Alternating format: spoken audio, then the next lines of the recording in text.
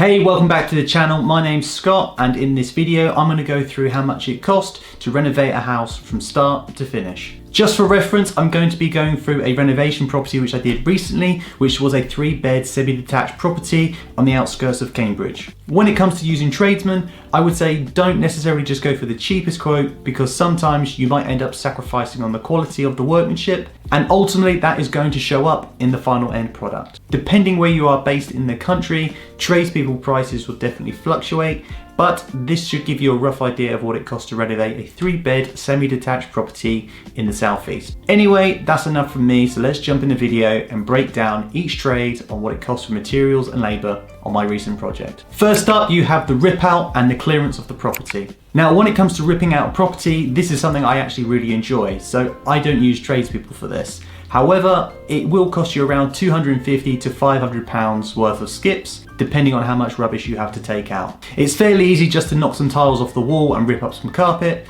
so I would say definitely try and give this a go yourself if you can. Moving on to replastering. When you reskim or replaster a property, this makes a huge difference. Now, reskimming and replastering isn't something that you always need to do.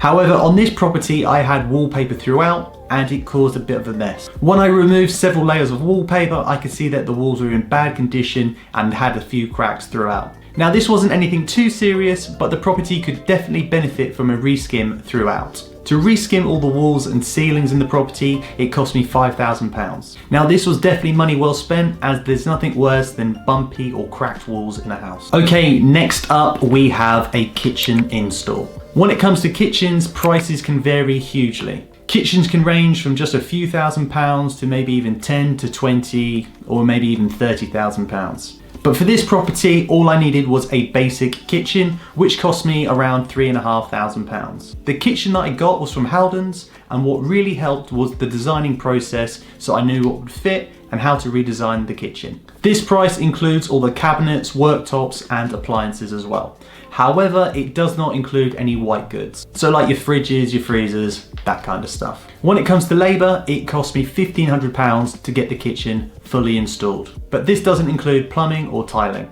but I'll come on to that later. Now on to the bathroom install. When it comes to the bathroom install, this cost me around £1,000 for the labour and also £900 to £950 for the 3-piece suite and also a heated towel rail. Because who doesn't love a heated towel rail? So just keep in mind, this is a basic 3-piece suite. Now, I know you can obviously spend more money and go crazy and get fancy taps and fancy mirrors with lights and all these other things, but in this instance, it was fairly basic and just a plain bathroom suite. Now here, I would recommend spending a little bit more on some nicer taps and making sure that you get a nice shower unit. Something like a rainfall shower head, just to make it seem a little bit more luxurious. Okay, on to tiling. To get the kitchen worktops and bathroom retiled, this cost me £750. However, this was just labour and didn't include any materials. I did almost think about trying to do the retiling myself, however, I chickened out and thought that I probably wouldn't do a very good job. I would recommend making sure that you shop around when it comes to bathroom and kitchen tiles. Getting the right tile design can definitely make the property look a lot more modern and give it a nice clean finish as well. The tiles themselves and grouting and edging strips came to a total of around £200 or £250, which I didn't think was too bad, as this could have been a lot more if the tiles weren't on sale. Now on to flooring. To get the flooring in this property completely redone, it cost me £3,500. This was including materials and labour. On the ground floor, I went for a laminate vinyl tile, which is more expensive and cost me around an extra £600 compared to if I got carpet instead. Now, the upstairs was done in carpet, however, I am a big fan of the wood effect flooring, as I think it just wears better and is a lot easier to clean, especially if you have pets. Now, you can save some money by going for cheaper quality carpet and underlay. However, you will definitely feel the difference and a few years down the line see the difference, as it will just naturally wear through. I guess the only downside to wood or laminate is that it can be a little bit cold compared to carpet. Now, when it comes to gas and electric, this can get quite expensive. Fortunately for me, I didn't need a new boiler or to rewire the property, but if I did need to get a new boiler installed, this probably would cost around £2,000. Rewiring a property can be pretty expensive, as a friend of mine just renovated a property and it cost him £5,000 to get this work done. But if you need it done, then it definitely has to be done. Okay, on to painting and decorating. Now, you can paint a property yourself. However, if you're not a big fan of painting or you just don't like watching paint dry, then this will cost you around £2,000 to £2,500. And that would be to repaint the whole house throughout. So that would be walls, ceiling, woodwork, and doors as well. I would definitely recommend that you spend a little bit extra on making sure that you get good quality paint. It won't cost you that much extra, but it will definitely make all the difference when it comes to the finish. Out of that £2,000 or £2,500, around 90% of it is going to be the cost of the labour itself, with 10% or maybe even slightly less being the paint. So if you're not in a rush and you want to save yourself some money, definitely try it yourself. However, it can be quite a tedious job and can drag on. Now, with roofs and windows, I know this can cost a lot of money.